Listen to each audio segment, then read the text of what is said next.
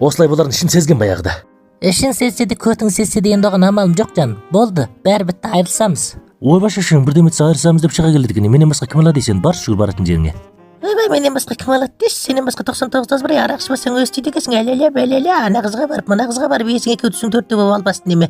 Ей, арақты ішпе дедім. Мен мұрным сипаған кезде арақ ішкенім тоқтат дедім ғой мен саған. Ой, мұрның сипамақ тұрмақ жұлып алмаған демесең, ішем ішпегенде сен маған не қылып аласың әрбірден кейін, а? Ойбай, сен сүйіктіңе ыстық сөз айтқанды ұқпайсың ба? Ой, ыстық сөйлесе күйік боласың ғой, сорлау, сосын ақырынырақ сөйлеші, әңгіменің әріптер бетіме шешіріп жатыр тегі. Болды жаным, ашуланбашы, кеште палау жасап берем саған. Ойбай болды, сен палауды пісіріп үйренгенше мен палауды жек көріп кететін болдым. Сен әдетте қайнақ суды жақсы қайнатасың. Сол себепті қайнақ суды қайната бер, мен шемешке шағып жата салам.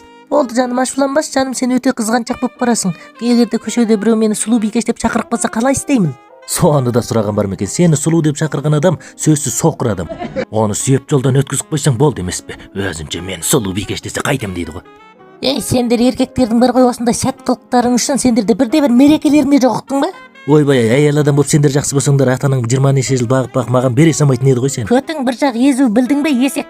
Есің жиып шашың түйіп жүр. Бүгіннен бастап мен кеттім. Келем ба, келмеймін ба, оны өзім білемін. Хабарласпа маған, жоғал.